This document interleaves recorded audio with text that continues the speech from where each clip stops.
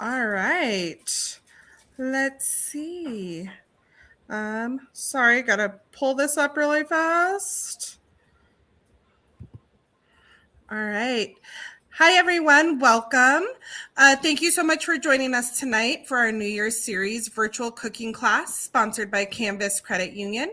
My name is Allison Hughes, and I am an Assistant Director of Alumni Engagement with the CSU Alumni Association. I'm excited to cook with you all tonight. Before I introduce our instructor, I want to go over some quick housekeeping. We're running this event via YouTube, and we'd love for you to ask questions or comment on the material as we go. If you have a question or comment, go ahead and use the comment section. You should be able to post comments regardless of if you are logged in to a YouTube or Google account. But if you're not able to, please email me your question and I will post it for everyone.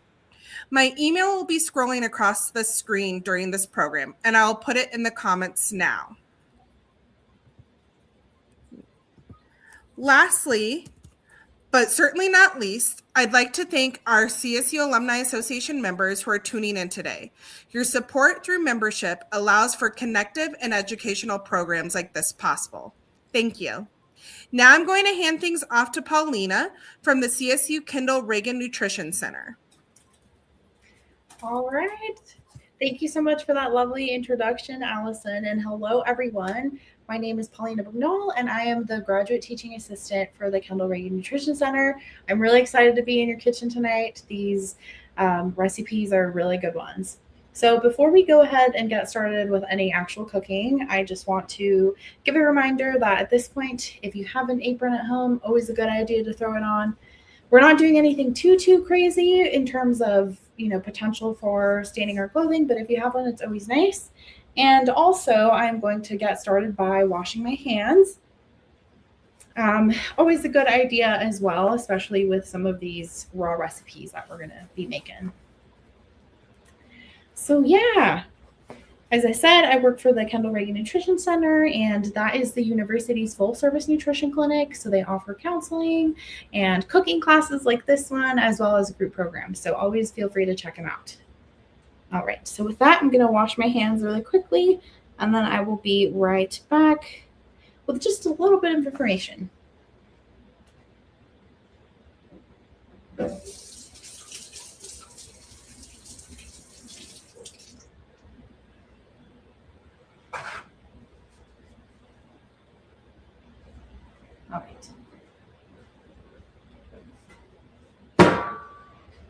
All right. So if you see me looking down, it's because I do have our recipe workbook. Hopefully you've gotten this and have it available to you in some way. As you know, tonight we are going to be running through our vegetarian street taco menu. So this includes an avocado bok choy slaw, an ancho lime cauliflower taco, a mushroom al pastor taco, and we're going to end with our sauteed pineapple and coconut cayenne caramel, which is a really good recipe. And just from looking through this, you might have noticed, we're using plants a lot. And I would say, yes, we are. We're using them extensively throughout this recipe. And that's for a reason. So February is incoming, which is so crazy to say, but it's coming and it's coming soon. And if you didn't know, February is actually Heart Health Month. And plants are a great way to take care of the health of your heart. So plant-centered eating patterns are typically lower in saturated fats, lower in cholesterol, and also sodium, and they're higher in fiber, potassium, and many vitamins, including vitamin C. And also, partaking in something like a Meatless Monday, which is once a week, actually reduces your carbon dioxide emissions by about 8 pounds per week. So that's also great if that's something you're thinking about. All right, so before we get started, 2 small little things as well. Hopefully you are already steeping your chilies in some hot water, and I can get my bowl. But if you aren't, you're going to want to go ahead and just take a quick second to do that. Just boil up some water, and you're going to take the stems and the seeds out of your dried chilies, and then you're just going to put the hot water, the boiling water over them and steep for a couple minutes. Luckily, this isn't until the 3rd recipe, so it's not too urgent, but it is something that you're going to want to have done beforehand. And this is kind of what it'll look like. All right. And the second little reminder is to make sure that you are preheating your oven to 425 degrees. We are going to be using the oven for the second recipe. So again, not our first recipe, not super urgent, but you are going to want to have it done. And actually, you are going to want to go ahead and make sure that you have a sheet pan in there as you're preheating it so that our cauliflower is really, really crispy. So that's kind of a little tip.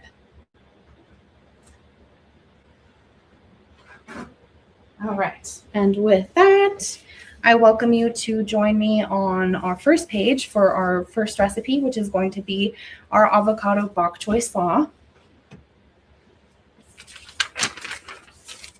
So for this recipe, we are going to need our bok choy, a small red cabbage, our golden raisins, a red onion, 2 jalapenos, 1.5, a cup of cilantro, and our green apple. And then we are going to need our avocado, our white wine vinegar, our lime juice, our water, 2 cloves of garlic, some salt, agave nectar, and some avocado oil.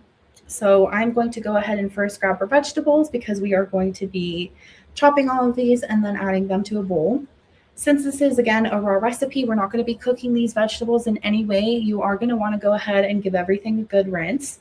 So it doesn't need to be saturated, but just make sure that you're getting off as much of the stuff off of them as you can. So I'm going to grab my vegetables, I'm going to give them a rinse, and then I will meet you back here with my cutting board.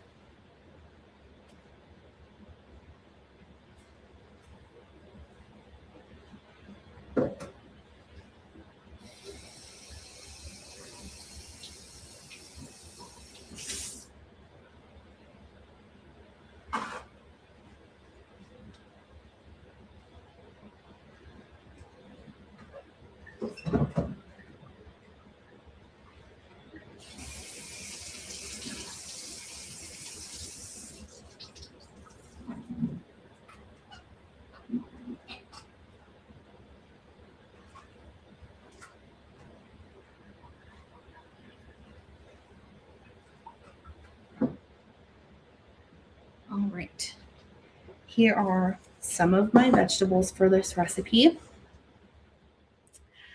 For this recipe, you can really start with whatever vegetable you choose. You are going to want a large bowl to throw it all in with some nice long tongs. And something I also have here at this kitchen is a scrap bowl, just so that I can easily put my scraps over it or in it. But if you are working at home and you have a trash can or another scrap bowl, or maybe if you compost, just make sure that that's nearby. Before we actually get to chopping anything, I want to demonstrate safe knife handling, just because we're going to be chopping a lot of things tonight. And so to grab the chef's knife, you're going to want to use your thumb and your pointer finger to kind of pinch at the bottom here. And you're going to want to wrap your remaining fingers around the handle. It should be very secure because you are intentionally pinching here. And then to secure my non-cutting hand, I will always make some variation of a little claw hand. I'm going to go to cut something. I will make sure that the knife is running parallel to my knuckles, just for some added safety. So we are going to go ahead and get started with our bok choy. For this recipe, we're only going to need half. Bok choy is something that maybe you haven't experienced before. Maybe you haven't cooked with it in your home. Maybe you've eaten it, but you've never had to actually go in and cut the item. And that is totally okay, because we are going to walk through it together. So here's my long bok choy. I find it that it's better for me to actually cut it with the leaves towards me, because that makes me feel safer as I go in to cut it. And you're really going to want to half it, and then I will talk through how to core it.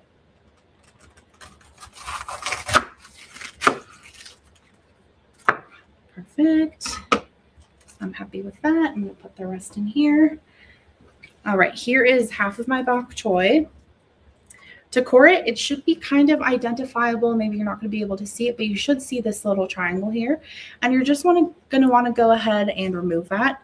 And to do that, I like to secure my bok choy facing me this time, and kind of just going at an angle with our knife to core it.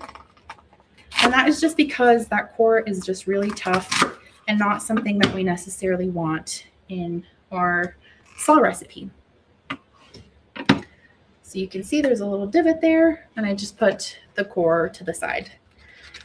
And so bok choy is a cruciferous vegetable. It's in the same family as Brussels sprouts and broccoli and cauliflower.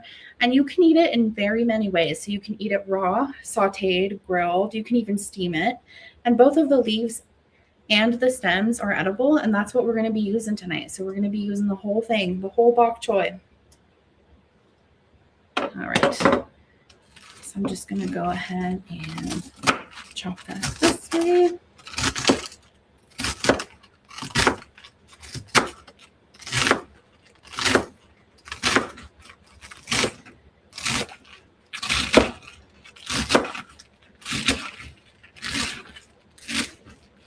Lots of chopping for this one, folks. Perfect. Here's my little bok choy. Nothing too specific. You kind of just chop it and put it in as you like.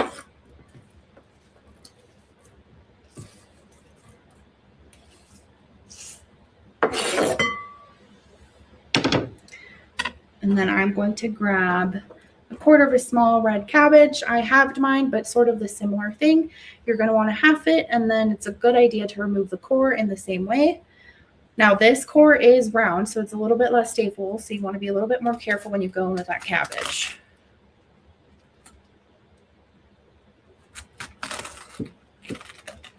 But it should also come out relatively easy.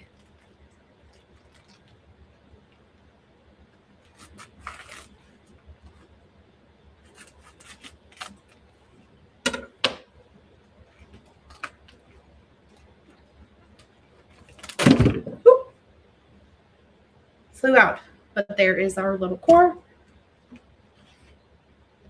And then we only want a quarter of our red cabbage. And if you love red cabbage, or if you really know that you love bok choy, you can of course go ahead and add some more. And I'm just doing a rough chop for this, so nothing too fancy.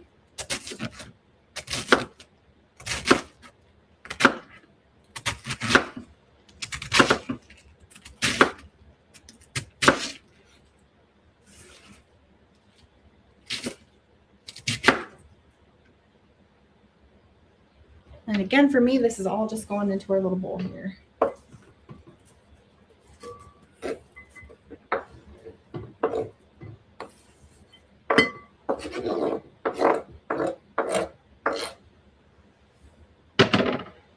All right. Now we're going to grab our raisins.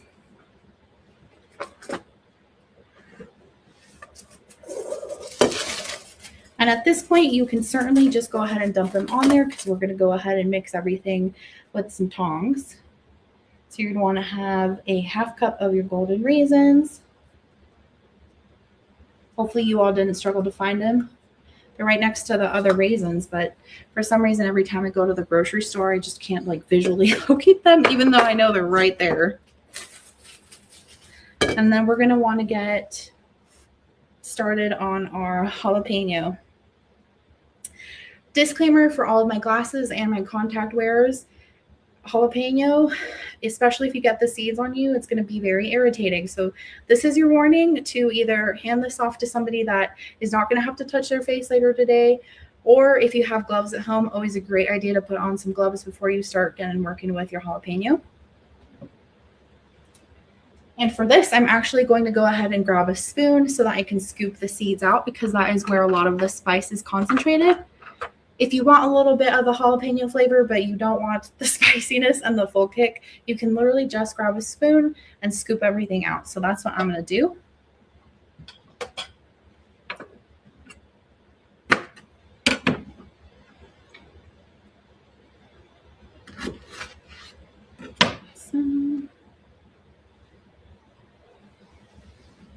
Put that here. And again, you just want to take a spoon and take all of that out from here. Or not. Maybe you want to keep it all in. That's totally up to you.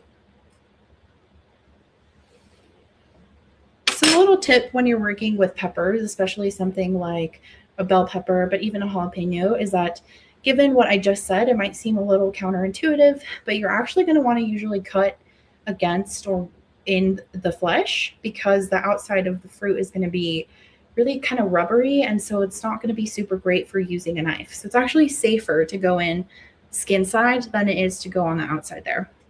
And for this one, you're going to want to give it a little dice. It doesn't have to be perfect. It can just be a rough dice.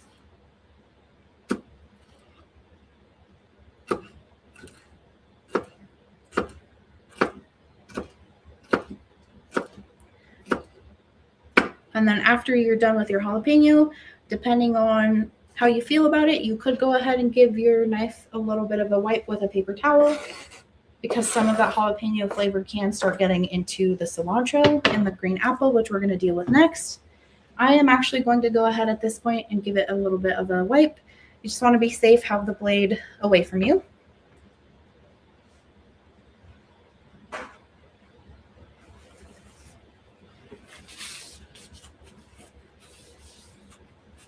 Just to dry that off, or if you have another knife at home, you can go ahead and just use that one. I'm going to go ahead and now grab my cilantro. This one's already been rinsed off, but again, you might want to go ahead and give it a little bit of a rinse. And you are just going to want to chop into this one. A lot of the flavor is actually going to be in the stem here, so if you're somebody that doesn't love it, I would recommend using mostly the leaves. And with a lot of these recipes, or with all of these recipes, you can certainly go ahead and just measure with your heart. Because baking is a science, but cooking is not. So if you are a cilantro person, go ahead and take all the cilantro. I really like cilantro, so I'm measuring with my heart, and I'm just doing roughly the whole bunch.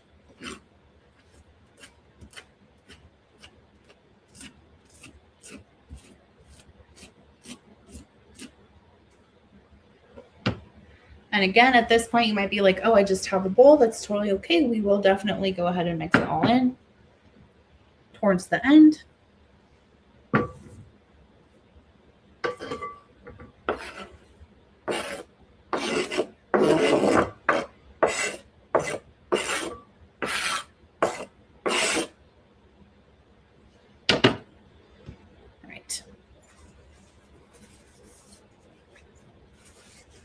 And the last item that's going to go in here that's a solid and not part of our vinaigrette is going to be our green apple.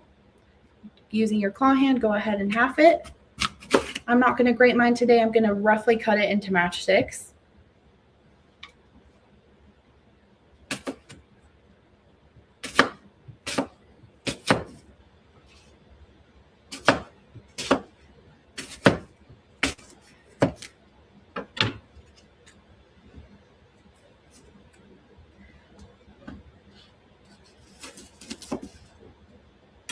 Take my little core out.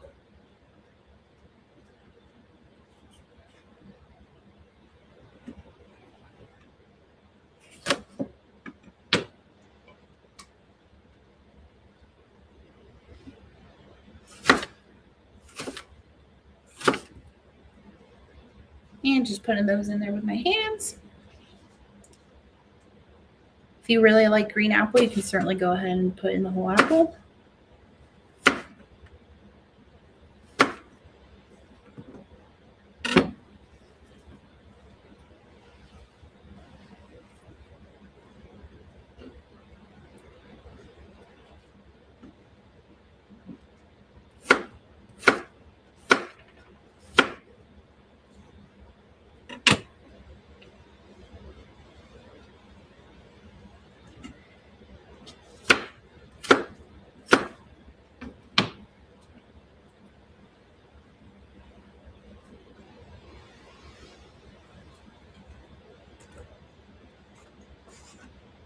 All right.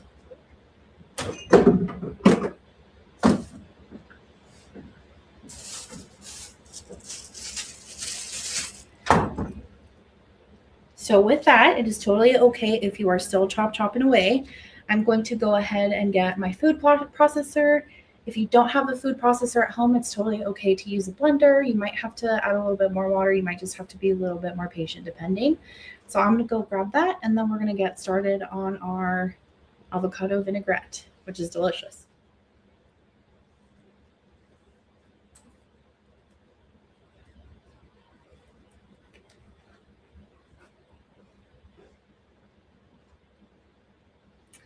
I'm going to put this here to the side.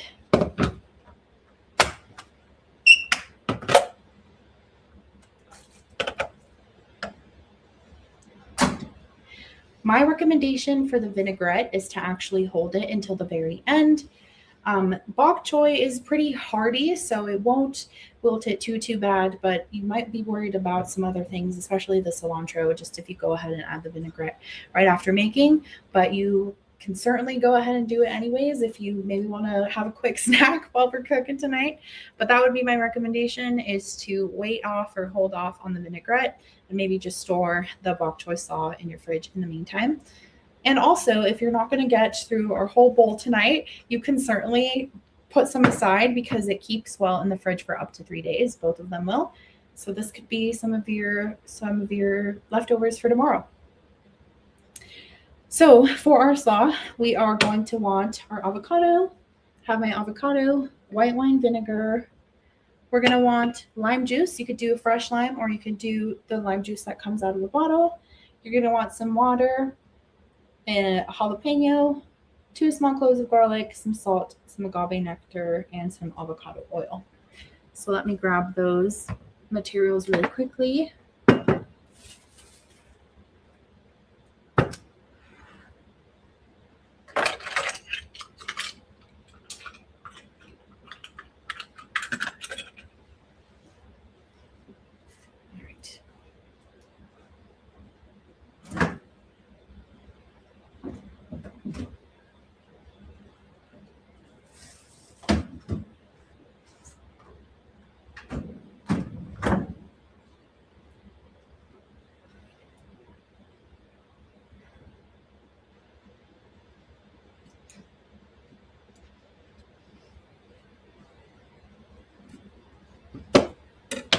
All right. Here is my avocado. If you are confident with your avocado and your knife, you can go ahead and actually smack the knife into the pit here, and usually that will wiggle it out. I sometimes stress about doing this, so I'm the person that will always scoop it out using a spoon. Not embarrassed by it at all. So whatever feels best and most natural for you. And then usually with that same spoon, I'll go in and go against the flesh to get all of the avocado out.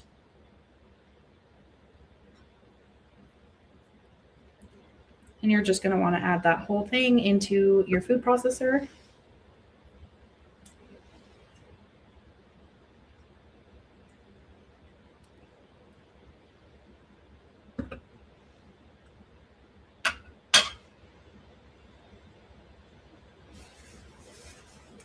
All right, and then we're going to do our white wine vinegar.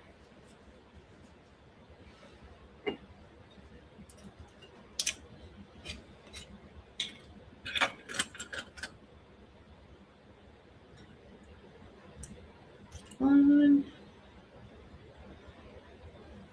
2, and 3.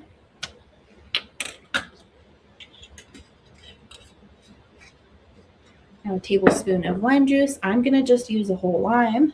Should be, I think, a little bit more than a tablespoon, but if you're really concerned, feel free to go ahead and measure it out. A little tip for your limes is if you have one that's really hard and maybe not feeling super flavorful, you can just grab your lime and roll it against something hard.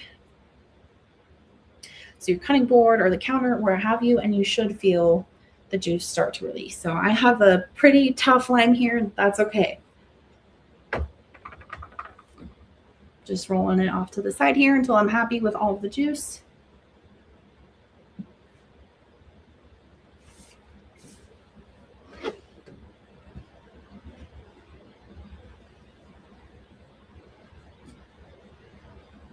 There we go.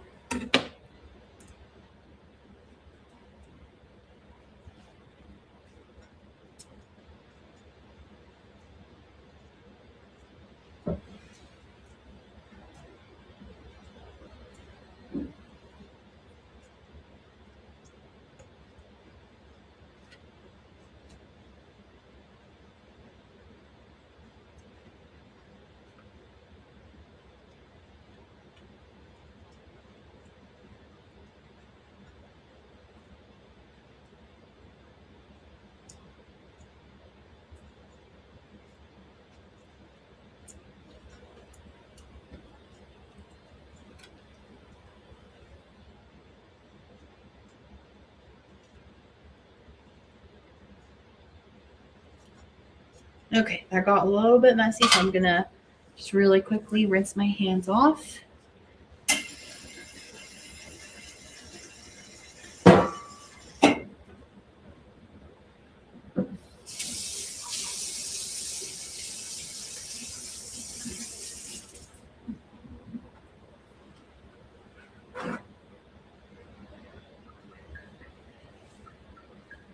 Okay. We're gonna want a 1/4 cup of water. A measuring cup here somewhere.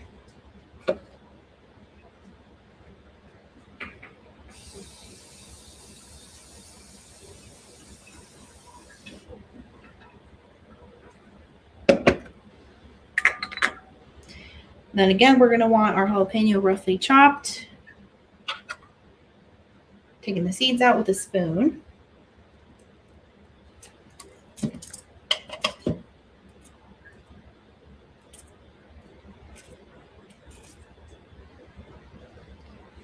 And again, I'm actually going to go ahead and cut inside the flesh.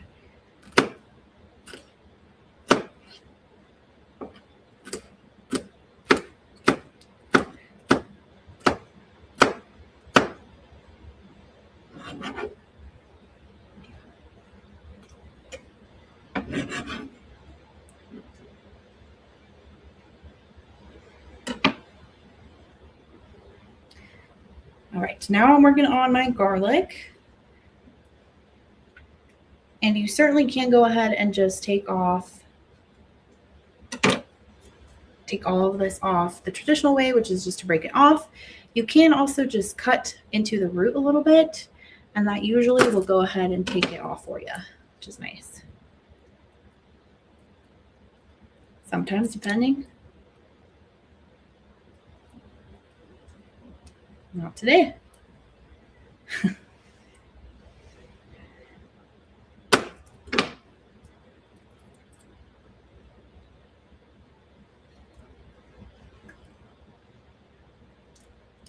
Now, there are several ways to smash your garlic. You can do it using your knife. If you're at home and you have a pretty hefty bowl, you can go ahead and just smash it actually using a bowl.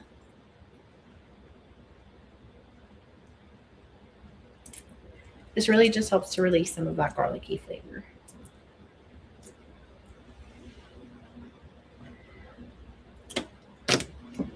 There we go. I'm using that knife there.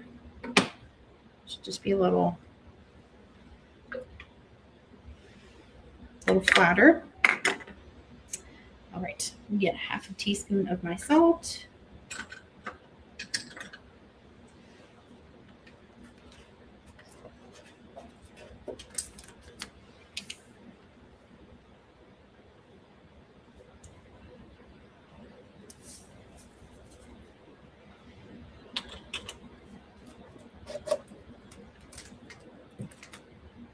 And a teaspoon of agave nectar.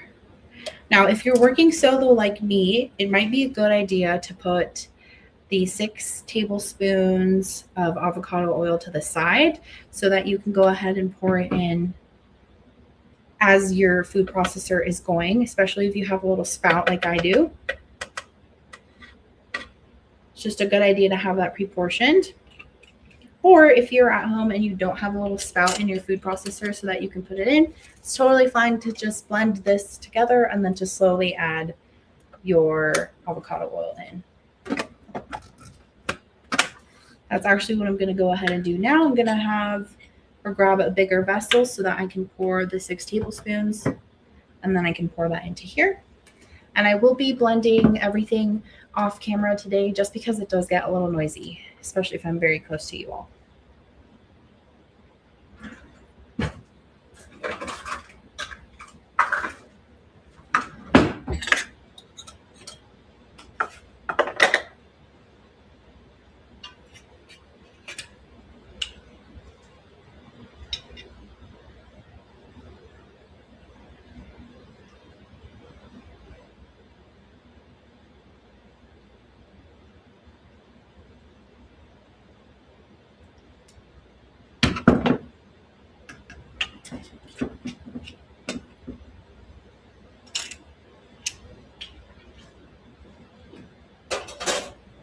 All right.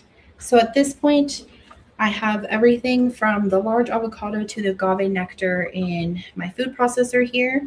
And then I've separated my 6 tablespoons of avocado oil, and I'm going to go ahead and blend all of this up off camera. And like I said, I am actually going to be transferring all of this into a different little bowl because we are going to be using our food processor again, or yes, we're going to be using our food processor again. So you're going to want to go ahead and rinse it out and transfer it to something else. Unless you've got multiple at home, which some of y'all might. Okay. Let me take this.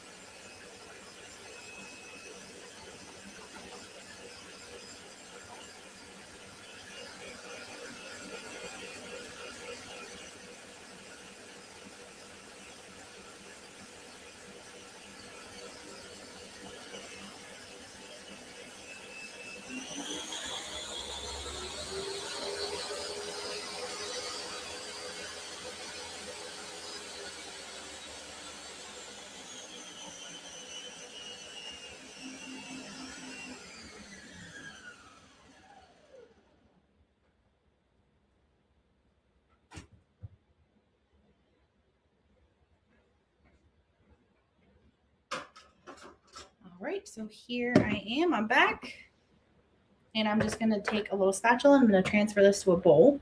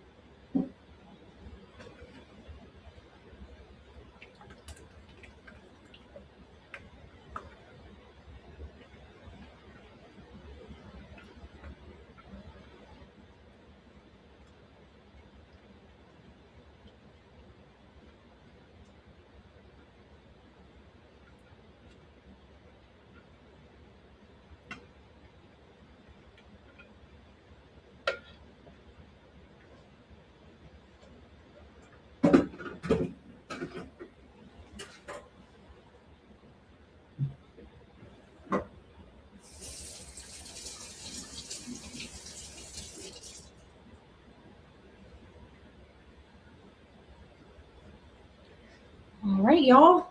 Here is my avocado vinaigrette.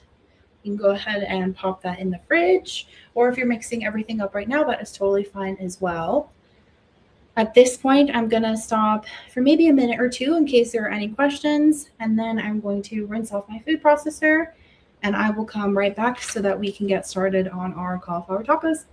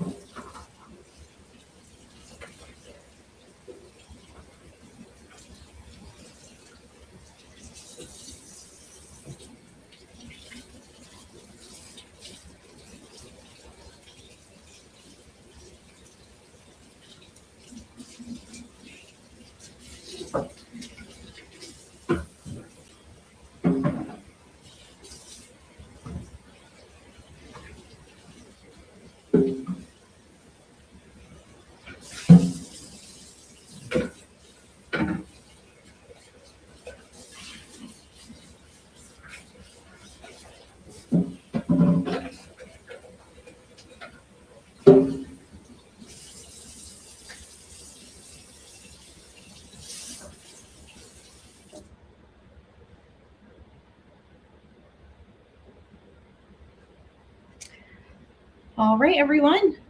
So hopefully at this point, you are getting close to the ancho lime cauliflower taco recipe. Again, go ahead and just feel free to put those other two into your refrigerator. So at this point, hopefully you have your oven preheated to 425 degrees, and hopefully you were able to get a sheet pan in there. Before we touch it, we're actually going to go ahead and grab a large bowl. And for this recipe, we're going to mix our avocado oil, our cornmeal, the spices, and the salt in the large bowl. And then we are going to add our cauliflower and our onion slices. I like to do this very slowly because I really want to make sure that all of my cauliflower is coated in the mixture. So I actually did a couple of florets of cauliflower and then the onion sort of interspersed. So I'm going to go ahead and grab those materials and those ingredients, and then I'll meet you right back here.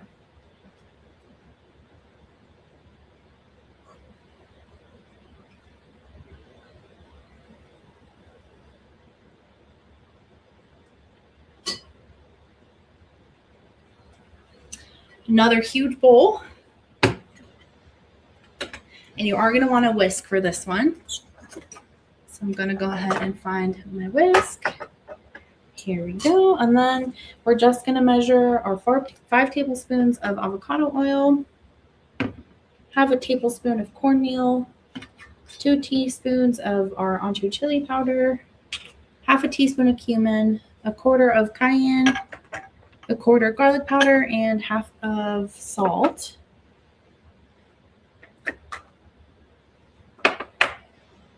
Again, if you have any aversions at this point, you can totally just omit them.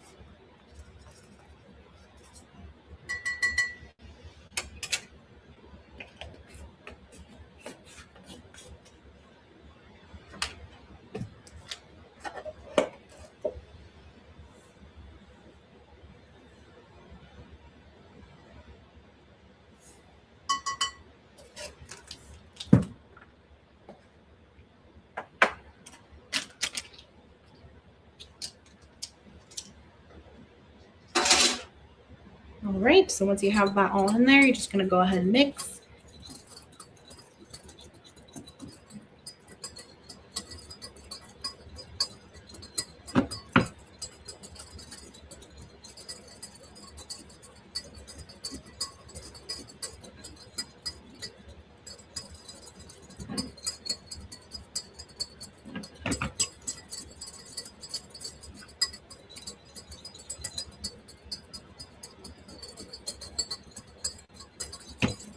You might have noticed at this point that we're using a lot of spices, and that is one of the best ways to cook with vegetables. Spices themselves are actually usually plants, part of a plant as well, which is kind of funny. All right. So at this point, once I'm happy with all of that in my large bowl, I'm going to go ahead and grab the yellow onion. This is somewhat similar to your garlic in that if you don't want to deal with the peeling, sometimes, usually, it works out that the little peel will come off if you just cut through the root.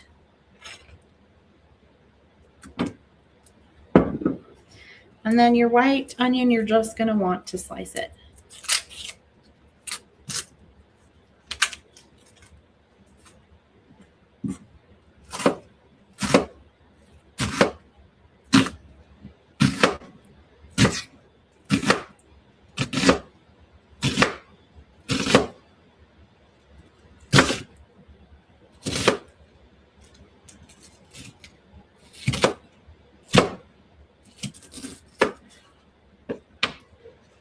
All right, and with that, I'm going to grab my cauliflower. That one's just in the bag for me.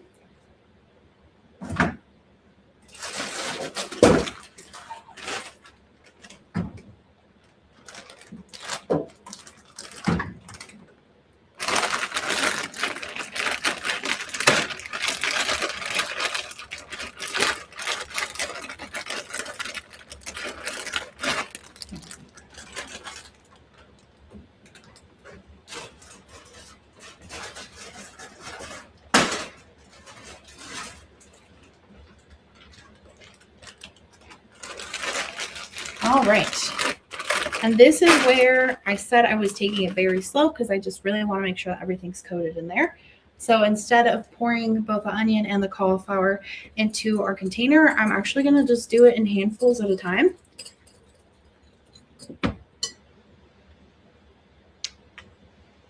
I'll just do a couple of heads of broccoli there, and then I'll just mix them around. There we go, until I'm really happy with how they're coated. And then I'll add a little bit of the onion.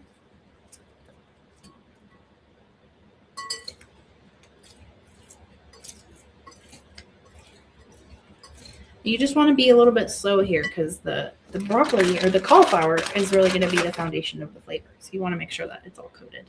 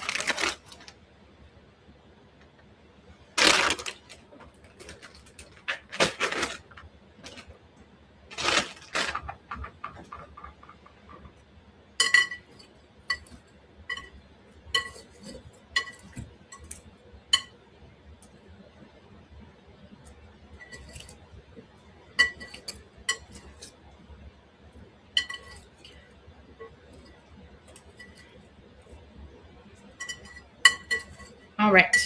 So at this point, I'm pretty happy with how coated everything is. Here's a little look at my bowl. Some of them are a little more saturated than others. That's totally okay. If you're at home, feel free to just use your hands to move that cauliflower around.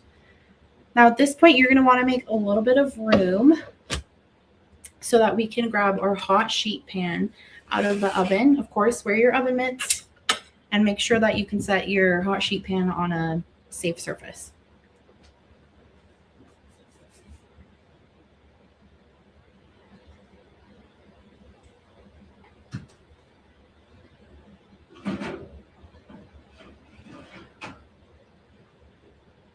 All right, so here is my hot sheet pan. I'm going to go ahead and set it here. The reason we like to preheat our sheet pan with an oven is because it promotes crispiness. So if you were making like a pizza dough at home, you would want to sort of do the same thing. And I'm actually at this point going to go ahead and just grab my tongs instead of a spatula to put our cauliflower onto the sheet pan. If you want it to be really crispy, you really want to make sure that the cauliflower doesn't touch each other. My goal is to really get all of this cauliflower on the sheet pan, so some of them might touch and that's totally okay. And you can go ahead and you can go ahead and add the onion in there. So feel free to cook that in as well. They might smoke a little bit depending on how thin you've sliced it, but it's nothing to be worried about.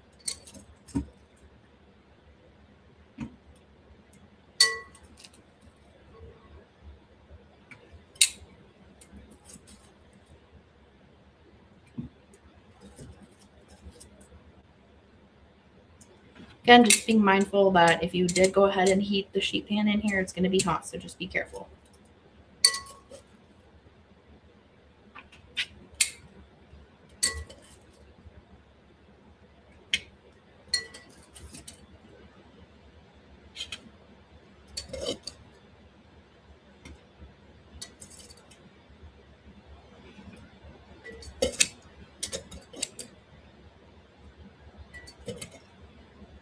Okay, I'm going to keep these tongs for later to grab the cauliflower once it's been cooked. I'm going to take the bowl away. And you're going to want to put this back in the oven for anywhere from 20 to 22 minutes. I'm going to set mine for 20, and since it's me, I'm actually going to go ahead and set a timer.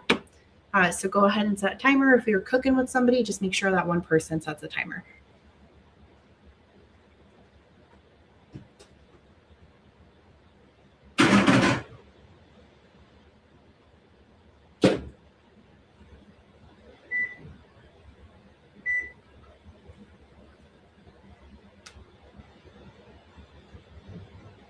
Okay, setting my timer for 20 minutes, just on my phone here.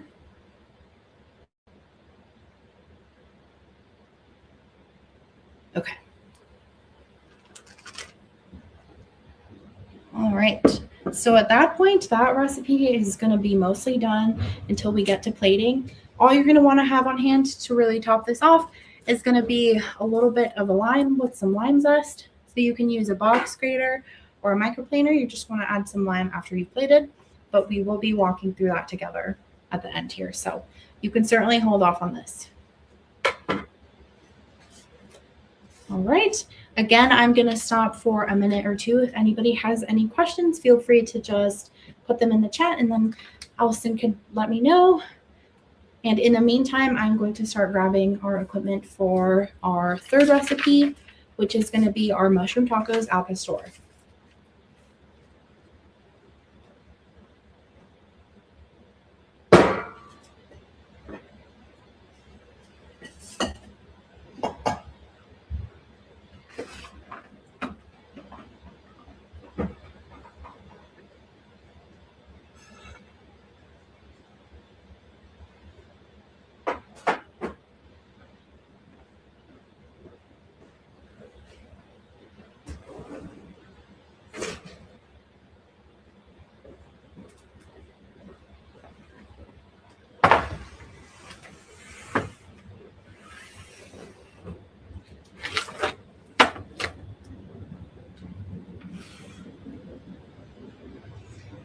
All right. Well, it doesn't seem like there's any questions.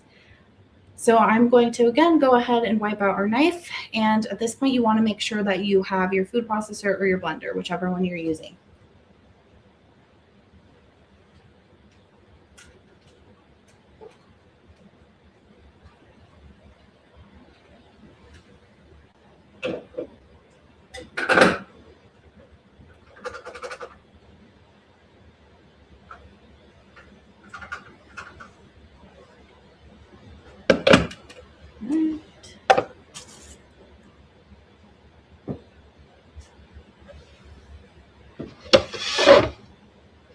Okay, so for this recipe, you are going to want to have already done step 1. So your ancho chili should already be steeping.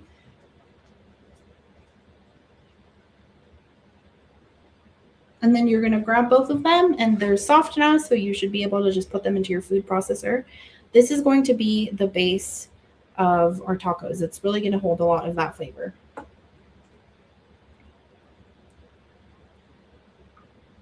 And you're also going to want to grab 2 tablespoons of this water.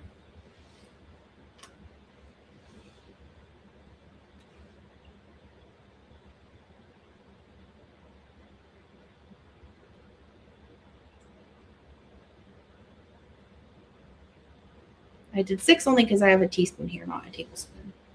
Oh, I need to do that. 8, 9. And then to this food processor, you're also going to want to add your oil, your oregano, the cumin, the achiote, and your chipotle pepper with some sauce, tomato paste, pineapple juice, soy sauce, salt, sugar, and garlic. So al pastor is also a traditional Mexican street taco. It's usually made with pork and pineapple and chilies and spices and citruses. And achiote, which was an ingredient that I actually struggled to find, is a spice. It's a shrub or a plant. We got ours off of Amazon, but you can usually also find them at like Mexican grocery stores. And it's found in many recipes. You might also at this point be thinking, well, why mushroom? And if you're doing this recipe at home with chicken, you can definitely use chicken, but we also use mushroom as a meat substitute because it has a lot of that umami and sort of earthy flavor. So you might have found that it's a substitute in many, many things. It'll have it like listed, just mushroom. All right. Well, I'm going to go ahead and start getting all of my ingredients. I'm going to put them in my food processor.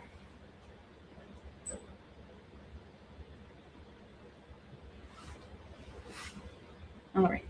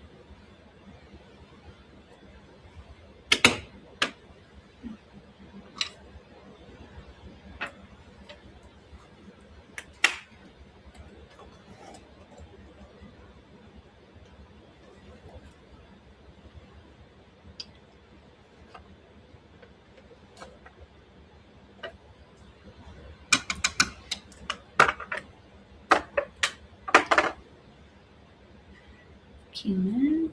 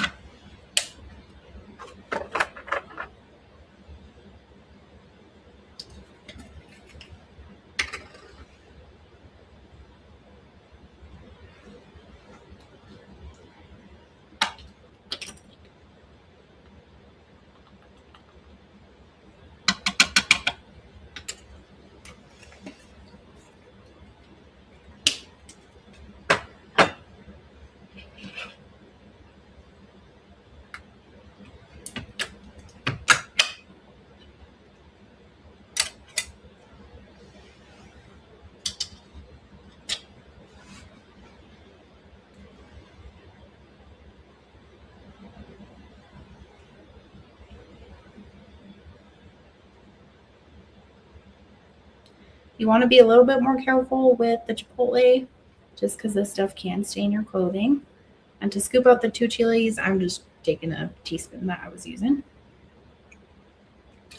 And you're also going to want to grab a tablespoon of the sauce. You're really going to have to squeeze in here to get all of those out of there.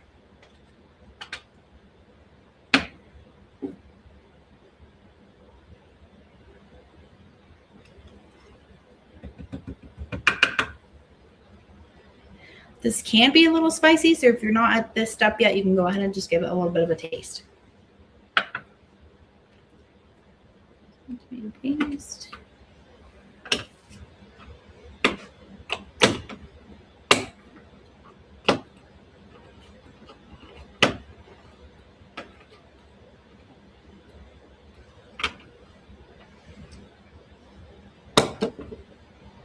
This in a teaspoon.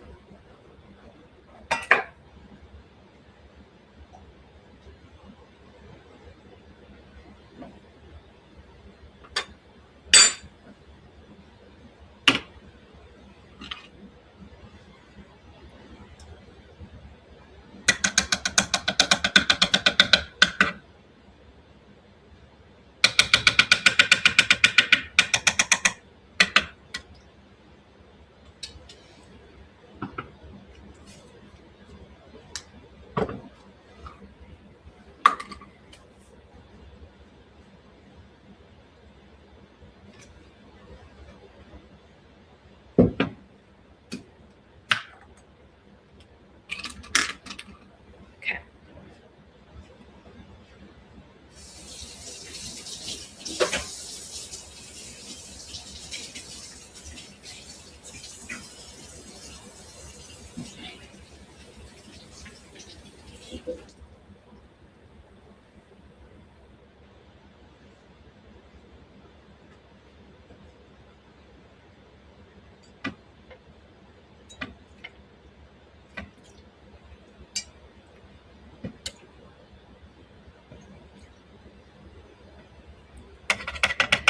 Six and a little extra.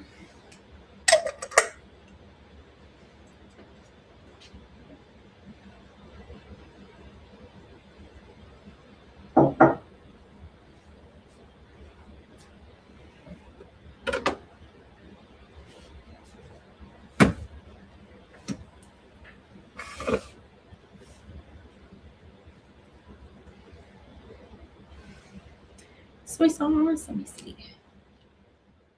Soy sauce, salt, sugar, garlic. Teaspoon of soy sauce.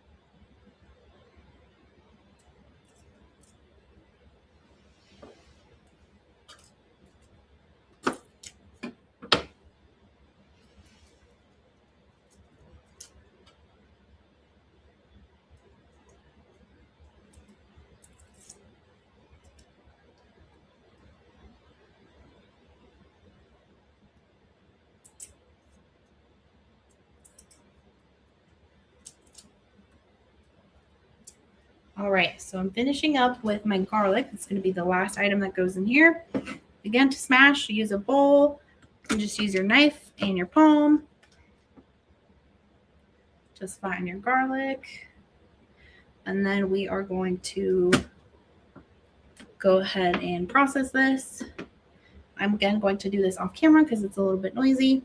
And I'll come back so that we can prepare our pineapple for this recipe. So we are actually going to cook this sauce a little bit on a skillet, so you can go ahead and just keep it in your blender. All right, I'll be right back.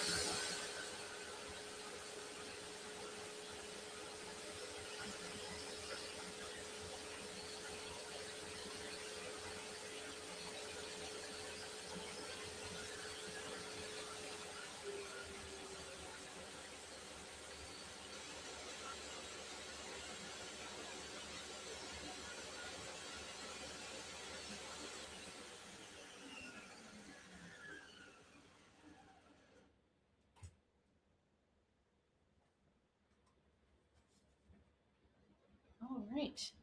At home, you can certainly blend for a little bit longer. Mine's a little bit thick, and I'm okay with that. But you might want it a little bit more runny. It just depends. Here's what mine sort of looks like, if you can see it.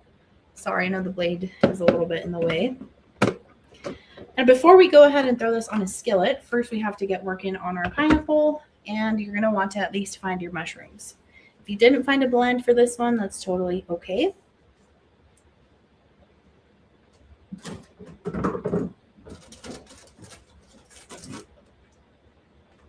So here are my mushrooms for me. If you have grilled chicken, you can go ahead and use that. Or sorry, not grilled chicken, but just chicken. You're going to want to slice your mushrooms. Same thing with your grilled chicken, just so that you're not waiting too long for it to cook. You're going to want to slice that if you're working with chicken at home. And if you are working with grilled chicken at home, you're probably going to want to cook that down first in your skillet.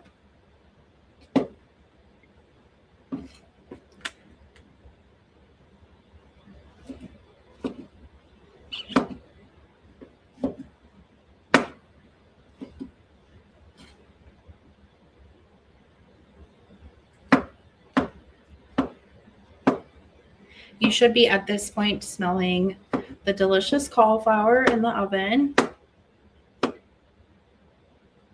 Also, just a reminder to keep an eye on that. Let me check mine really quickly. Okay.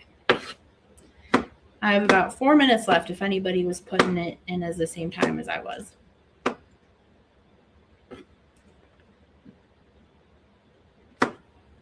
And so to cook down this mushroom, we're going to add 3 tablespoons of our oil onto a skillet. We're going to want to get it pretty hot. And we're going to first add our mushrooms and our pineapple.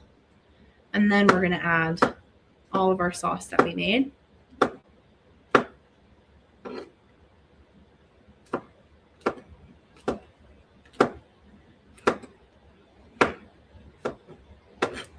I really like mushrooms, so I'm going a little bit heavy-handed with the mushroom.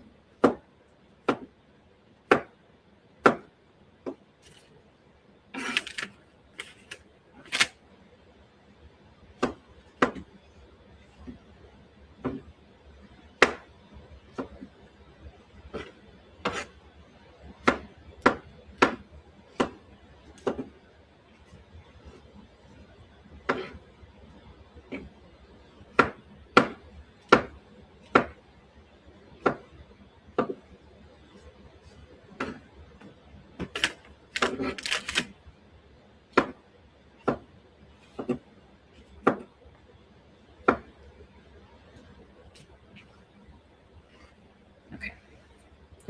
Move my mushroom to the side. And then we're going to grab our pineapple.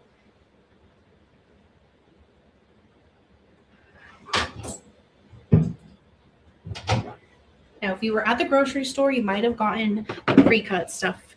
That is totally fine. It makes your life easier. I actually have half a pineapple here. And you will get our full demonstration for our final recipe, but just because I only have the half pineapple at this point, that's what I'm going to demo for cutting up some cubes for this recipe.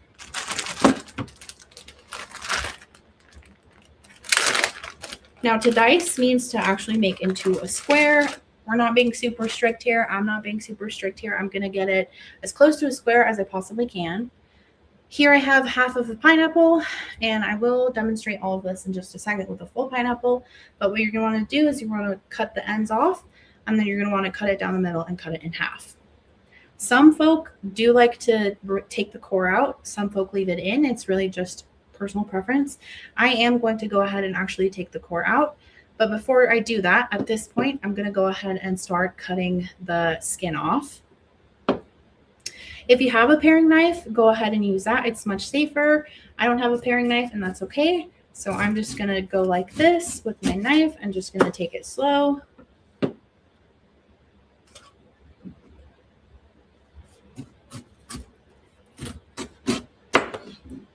And I like to do this before I core anything, because if I core it, I won't have enough support to take the skin off like this. Sometimes the fruit just snaps. So pineapple can be a pretty intimidating fruit, but once you get the hang of it, it's not too bad.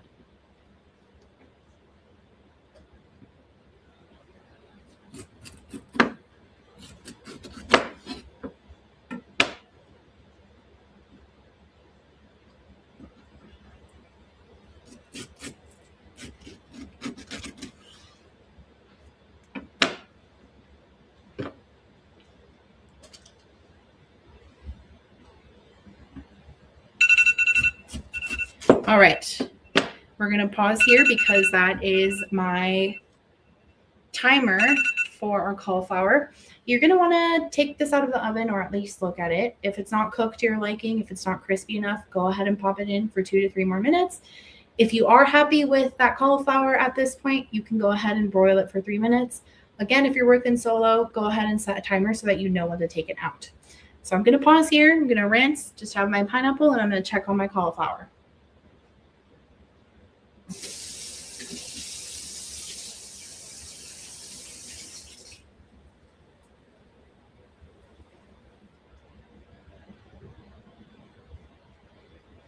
Sure you grab your mitts.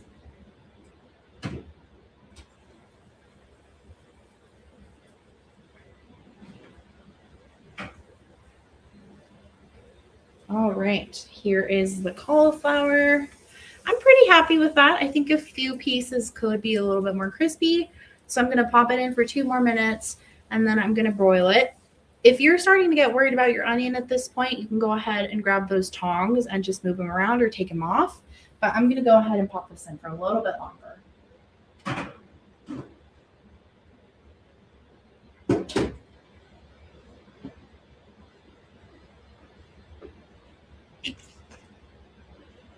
Okay, setting my timer.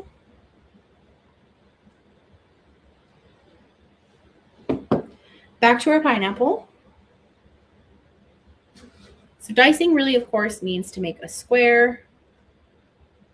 I'm not going to be too perfect with this, but I am going to remove the core. And to do that, it's honestly a lot like our bok choy. You're going to want to find that rough core, and then you're going to want to kind of make a triangle cut into the inside. And here I split my fruit. That's totally okay.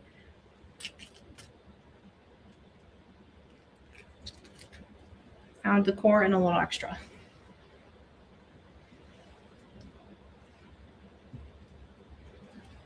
And then we're going to want to cube about a cup of the fresh pineapple. You can do more or less.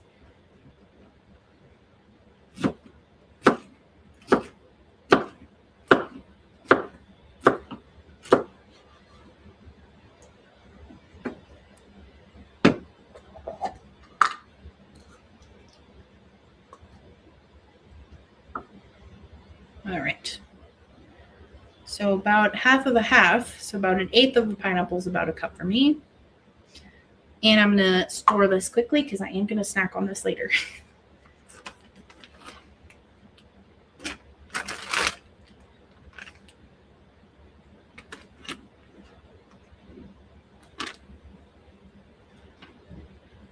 Okay.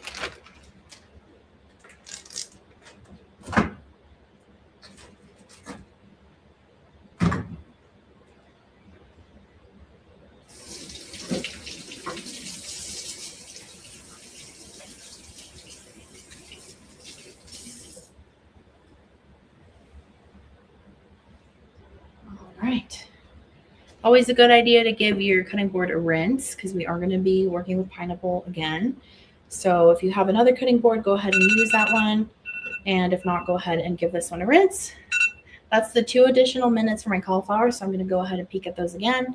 I have a feeling I'm probably going to be happy with how crispy that cauliflower is. So I'll probably put it to a broil for 3 minutes at this point.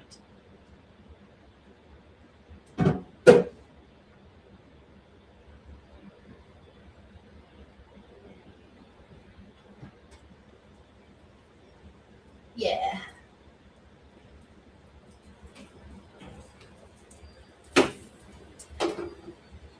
So that is sufficiently crispy for me. I'll go ahead and give you another look-see. You can see more of the tops are brown. Delicious. So at this point, we are going to go ahead and pop it back into the oven for 3 minutes for a broil. And then at the very, very end, you're going to want to locate that lime and a grater or box grater or microplaner to put some of the lime zest over the top. But really happy with this so far.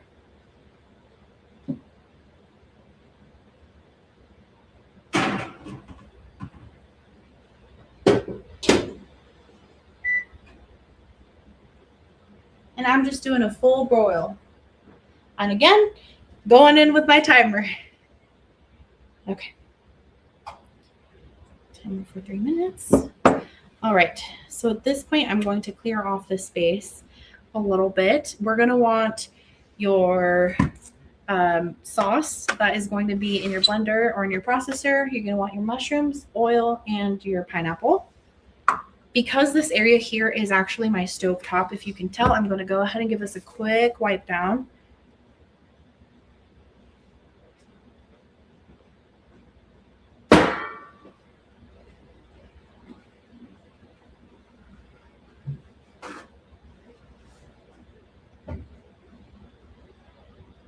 Okay.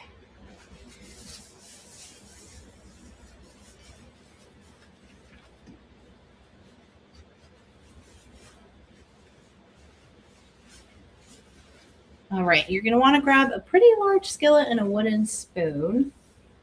And you're going to want to get that oil pretty hot.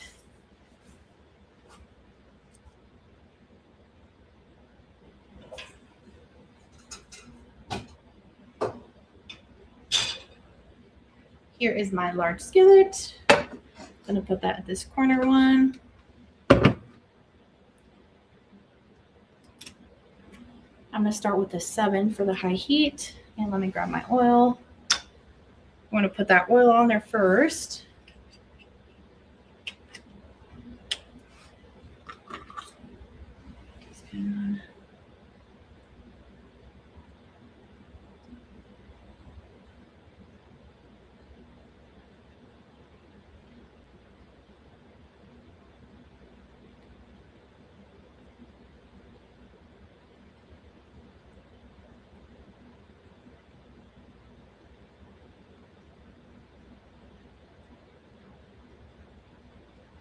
And at this point, you might be like, Paulina, that's a lot more than 3 tablespoons of oil. It's just because I'm using a teaspoon here. All right. I'm actually going to wait a little bit for that to get really warm.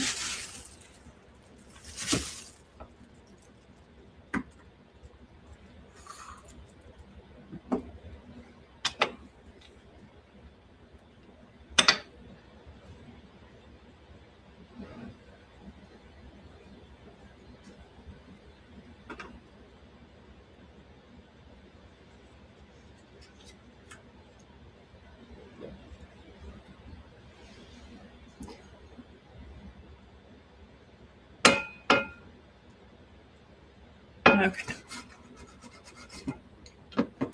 just watching so that this sort of gets a sheen on it. That's when you know it's really hot. Another thing you could do at home is get a little bit of water on your hands and sort of throw it in there to make sure that it's hot enough. That is my broil timer. So at this point, I'm going to take another little break and I'm going to grab that cauliflower and just set it to the side.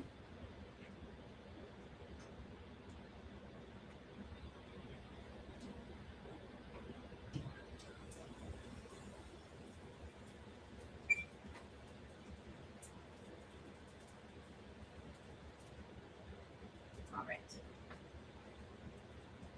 And for me, that just means turning the oven off and leaving it in there so that it's a little bit warm as we're cooking this next recipe through.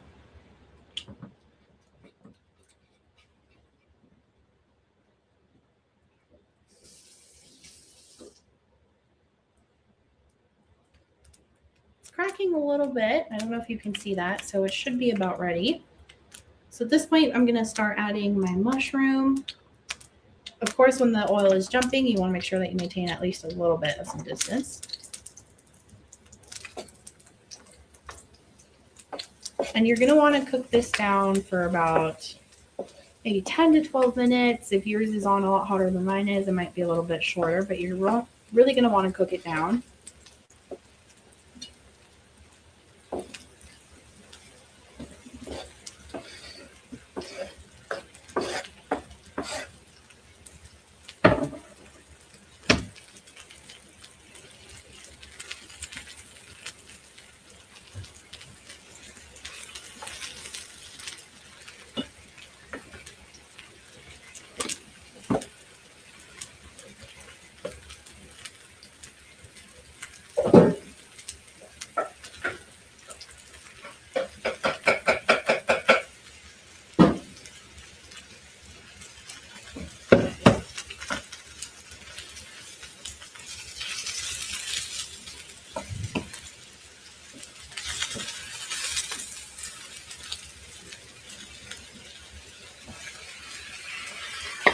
Adding that pineapple in.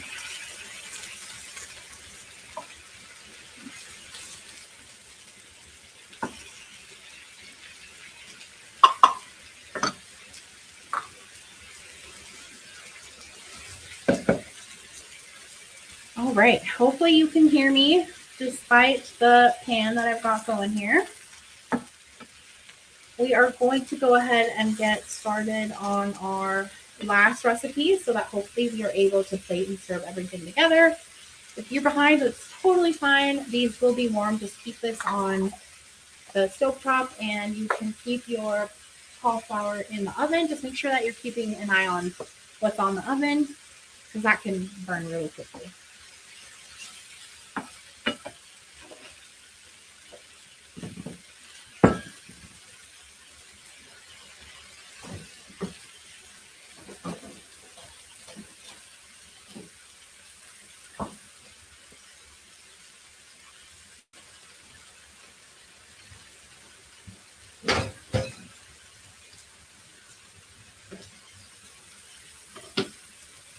So this is going to be our sauteed pineapple with our coconut cayenne caramel recipe. And for this, we are going to be using a full pineapple. I have my pineapple here. I got a new cutting board just because that makes me feel more confident. And I'm going to remove this old one. Of course, go ahead and just give it a rinse if you're at home. And you're going to want to cut the end off here. And the top of the pineapple as well.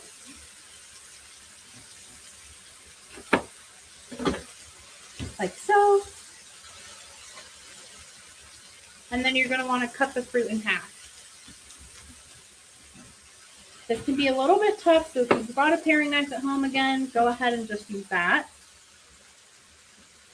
And then I'm going to go ahead again and at this point take the skin off instead of decoring it and then taking the skin off. If you've made pineapple upside down cake, you've probably made some variation or done some variation of this before because you're going to want to get those half rings. And if you don't get half rings, it still tastes delicious.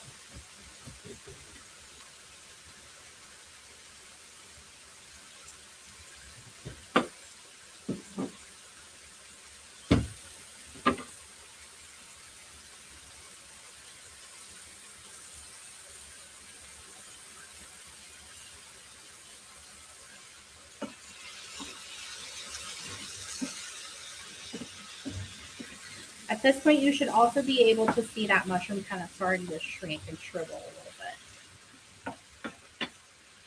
All right, so again, to decor our fruit, this is maybe where it matters a little bit more.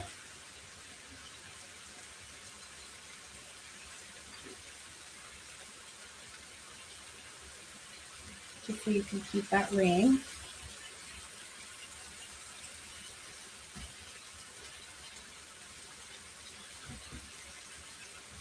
Go. A little bit slow here.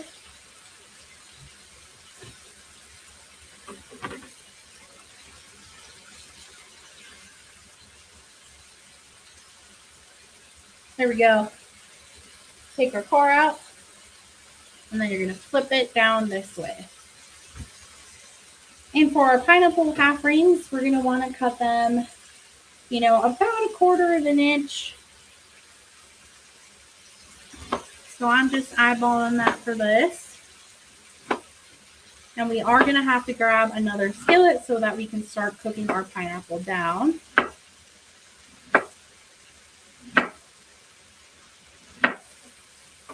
Just moving them to the side. If you don't want to do the full pineapple, you don't have to. You can certainly save the other half for later.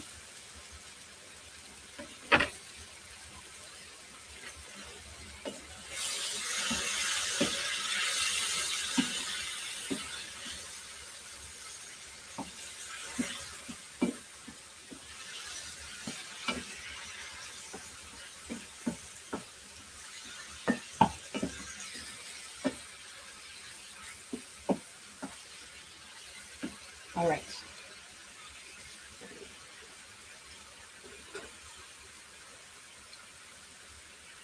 I'm going to grab my second skillet. You're also going to need the butter, the brown sugar, and agave nectar, the white coconut milk, and the cayenne for this recipe. And you're going to want to hold off with the vanilla and the sea salt for the very, very end. But currently, right now, we are just going to go ahead and start cooking our pineapple down. You can cook the pineapple first in the butter and then do the caramel. Or if you want to, at this point, have all of those ingredients prepared for the caramel, you can certainly do that as well. I think I'm just going to cook it down at this point and not worry too much of the caramel because we also want to keep an eye on our mushroom tacos here on the skillet.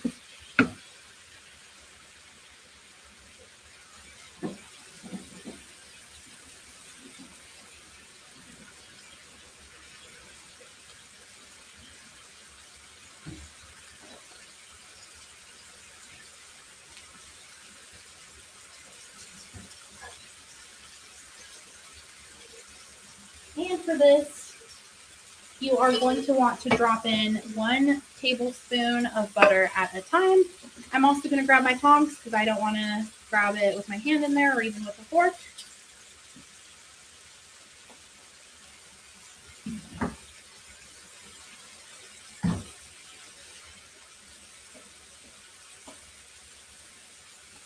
And so to start cooking those pineapple rings down, you're going to first pop a tablespoon of butter into your other skillet.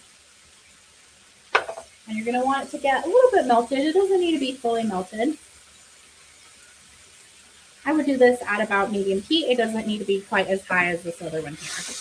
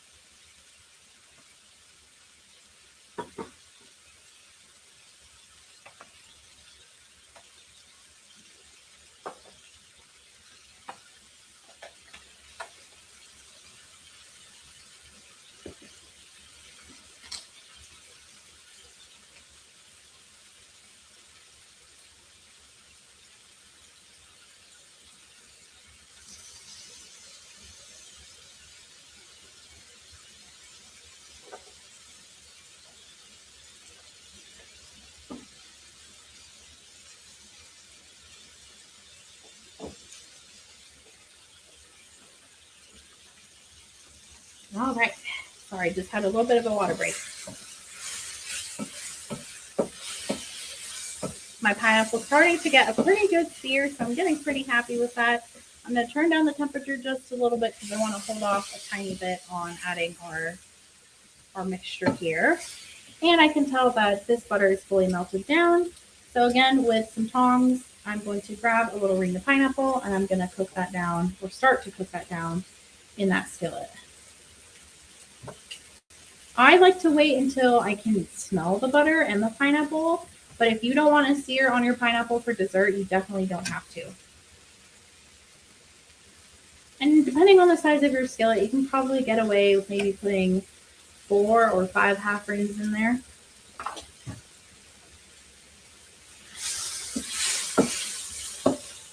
So I do want to show you my mushroom and pineapple. You do want to get a pretty good char on there.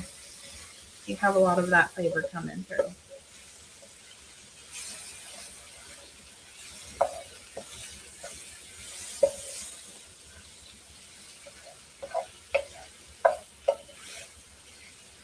All right, I'm getting happy with that. So I'm going to start adding in our sauce here. And you are going to want to cook this through 30 to 60 seconds. If you want it a little bit thicker, you can cook it down for a little bit longer. I would also, before you add this in, go ahead and give it a taste. Maybe add a little bit less if it's too spicy for you.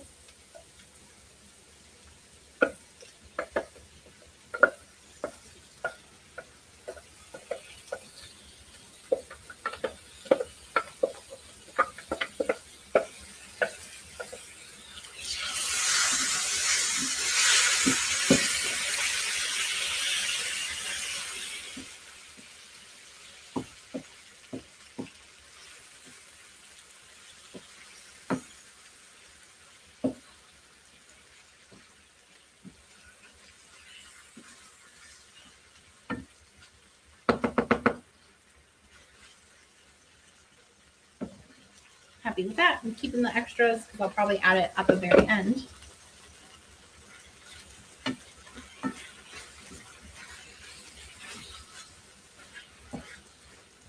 And while both of these two things are going, I'm going to start getting the ingredients together for our caramel, which is going to be our last step tonight. Actually, our second to last step tonight. I'm going to show you how I like to warm up my tortillas. Hopefully at this point, you're starting to get hungry.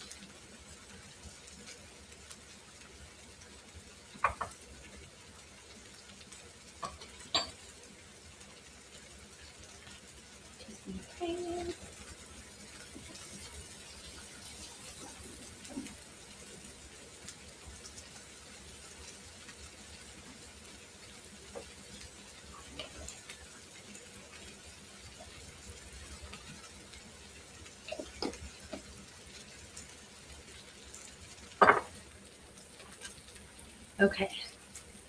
My pineapple rings are starting to get nice and cooked.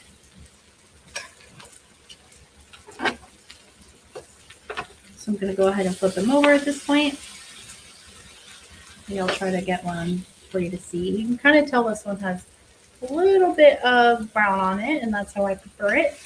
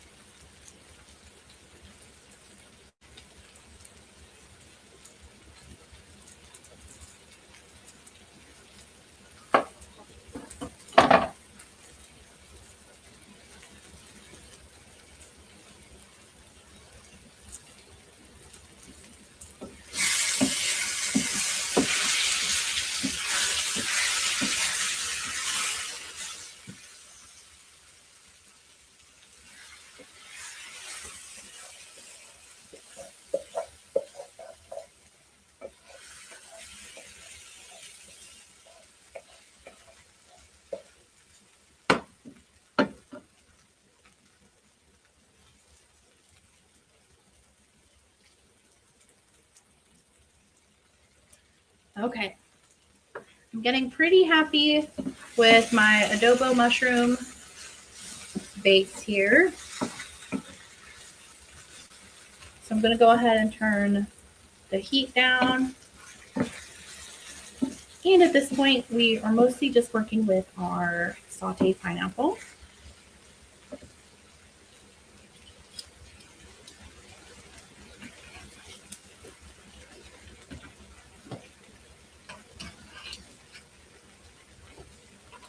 I'm pretty happy with my pineapple rings at this point, and I'm not going to do a full pineapple, but you certainly can. If you're going to do the full pineapple, just take the rings out. I like to put them on a little platter here that I have in front of me. And then you would just add another tablespoon of butter, and you would cook down that pineapple. But since I'm moving on to the caramel at this point, what I'm going to do is I'm going to take the same skillet. I'm going to go ahead and give it a rinse, and then I'm going to wipe it out. And you're going to want to use this one because it's still pretty hot. If you still have your mushroom and chili mixture on the stovetop, just make sure that you're keeping an eye on it because that sauce can kind of burn down a little bit. So just be mindful of that.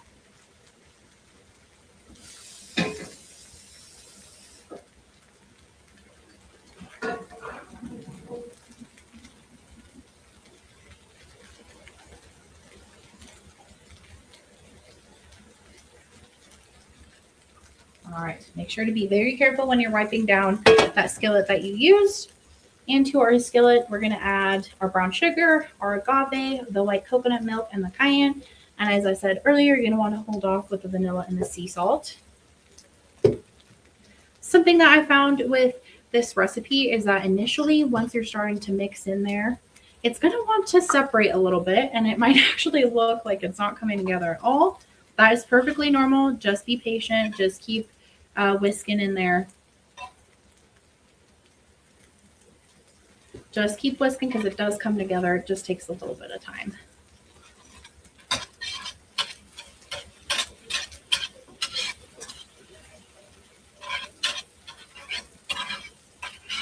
And I'm actually going to go ahead and turn the heat down a little bit for this one. So you're really going to want to make sure that it's all integrating best you can. At the start, the coconut milk and the butter kind of make it look maybe not like caramel. That's okay. You just got to keep whisking.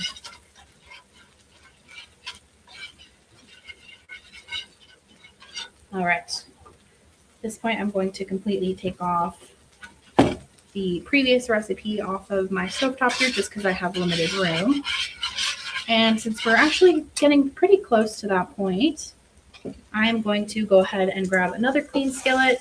Now I know that this is our third skillet or something like that. So if you don't have that at home, that's totally okay. But I did want to go ahead and just teach y'all how I warm up my tortillas at home. And I'll actually put a skillet. Where'd my little skillet go? Let me find it.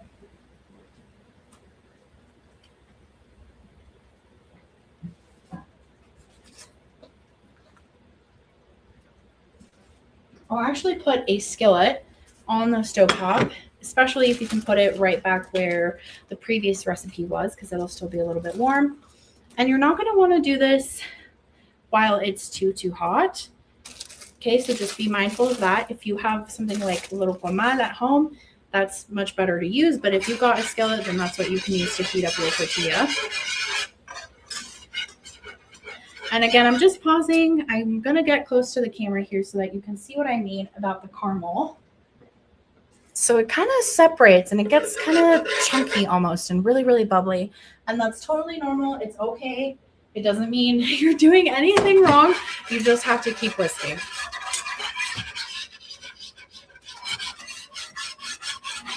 So I'm going to go ahead and start warming this one back on just so that it'll be ready for when we're getting ready to plate here.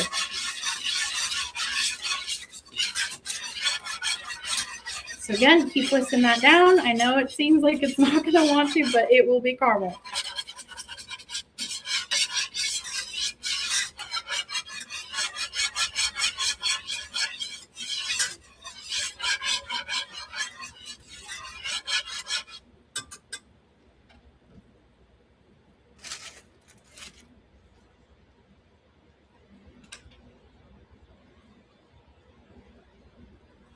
All right.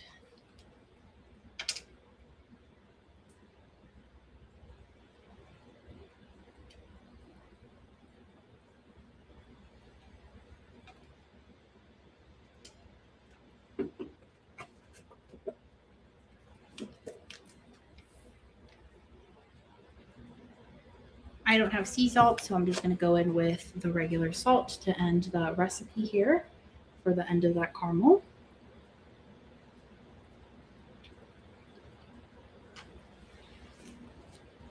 Okay, the caramel's still pretty purpley, still looking separated.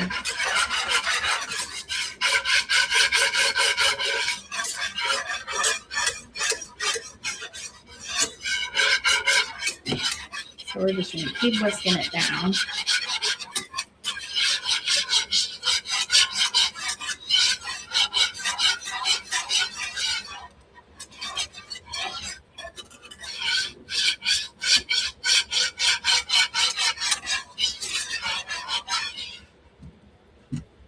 Okay, well that's going. I'm going to grab a plate so that I can start working on plating at least. This is just a suggestion. You do not have to plate like this at all.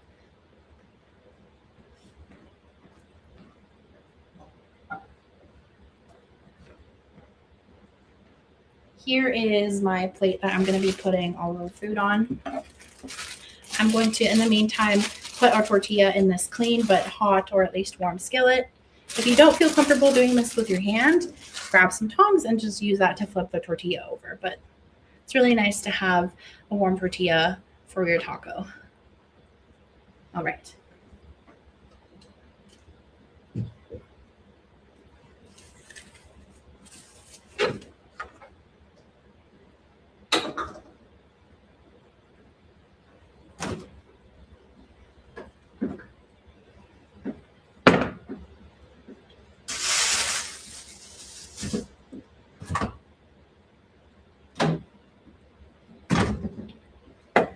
And you might have noticed, but at this point, I've gone ahead and brought back our very first dish. If you can recall, it feels like so long ago at this point. But I brought it back, keeping again an eye on this caramel mixture.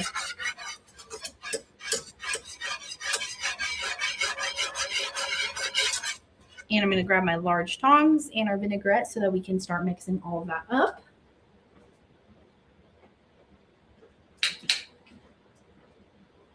My recommendation here is to take it very slowly so that you can get everything really integrated. If you have a larger bowl at home, obviously that's an advantage. If you're pretty tightly packed in a bowl already, you can definitely still get it done. It's just going to take a little bit longer.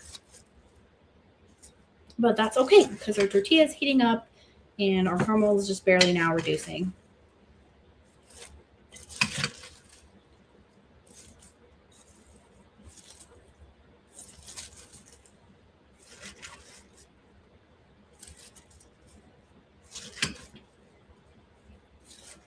And I'm going to start off by adding about half of the vinaigrette to this container. And you're going to want to get that pretty mixed in as well. Again, if you're not going to eat this whole bowl tonight, my suggestion would be that you maybe just portion out the amount of slaw that you want for tonight and the amount of vinaigrette, because it will hold in the fridge for you.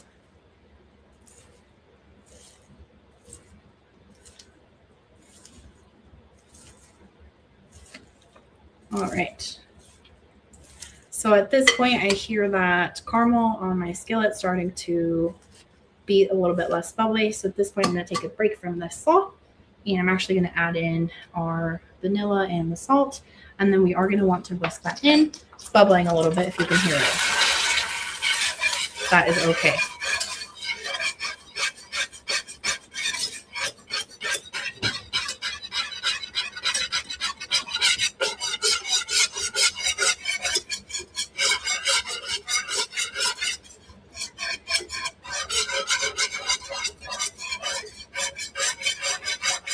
So at this point, my caramel's pretty caramely. You can kind of tell it's not quite as bubbly. It's one sort of thing, and it is very drizzly. So that's when you're going to know that it's done. You can also look for a little bit of a sheen. I'm going to, at this point, grab our little pineapple, and I'm actually going to just use the whisk to drizzle the caramel over it. So you can just go back and forth, back and forth. You could do this with a spoon, of course, but in the interest of not making another dish for you to wash. And then you are going to want to put this aside. Maybe you'll want to use it for the rest of the pineapple, what have you. I'm just putting it there. Coming back to check in on my tortilla, which is pretty hot. Again, please use some tongs if you don't want to just use your hand. But I'm happy with this one. And I'm going to go ahead and add another one for our second recipe. And I'm going to give a little demo for how I would demonstrate, or for how I would plate this meal. So I'm grabbing those tongs that I suggested you put aside for the cauliflower, and I'm going to go ahead and grab a little piece of cauliflower. As you can tell, I'm running out of space here to bring the cauliflower to show it to you, so I'm just going to grab a little head or two from the oven.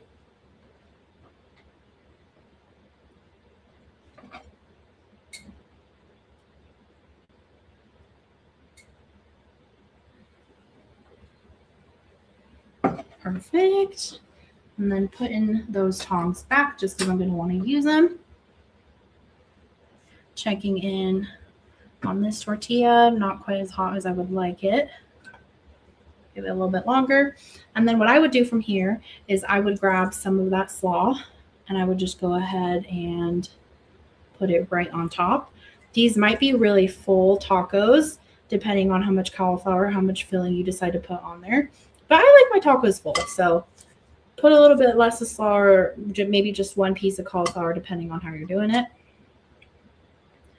Now that this tortilla is hot as well, I'm going to go over here and I'm going to grab our mushroom mix. And again, I'm just going to fill up a taco like so. I like a pretty full taco. You definitely could go a little bit lighter if you're worried about the integrity of your tortilla, because they will rip. And again, just going in with some of that slaw. I always really like to make sure that I have a little bit in each bite. So I'm currently looking for a yellow raisin because it really just comes together. And I'm also going to go ahead and put some slaw on the side. And go ahead and bring these together like that.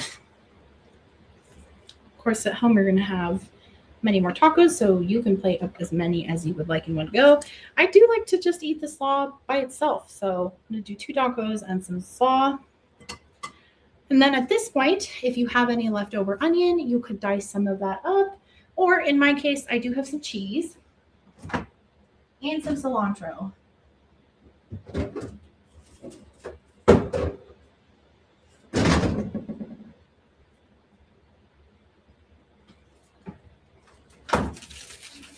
taking my cheese here.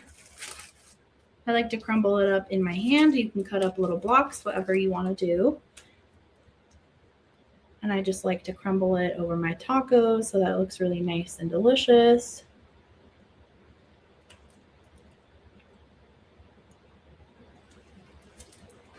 And that cheese to the side.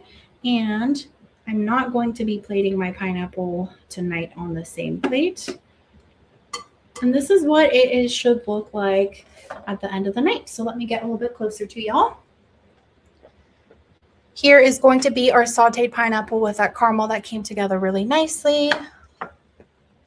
And then here is a suggestion for plating. Here's our cauliflower tacos, our mushroom tacos. Try to not drop it. And I did put some of the slaw on the side. You don't have to do that. You can just plate the tacos and just put the slaw on top.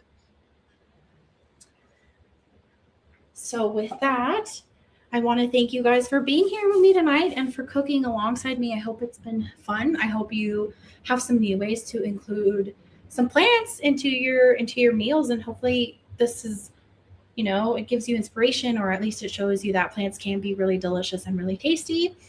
I would also at this time like to take maybe 1 or 2 minutes for any questions that anybody has.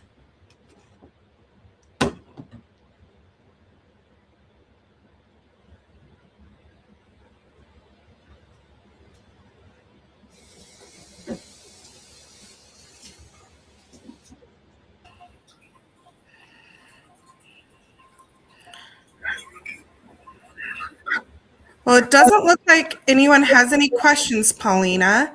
I want to thank you so much for showing us that tonight and making those delicious looking tacos, and that pineapple with the caramel sauce looks absolutely delicious.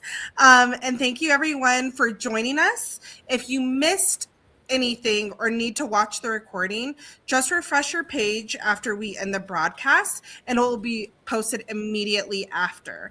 If you have any questions, never hesitate to reach out to us at the Alumni Association, and have a wonderful rest of your evening, and go Rams. Thank you again, Paulina.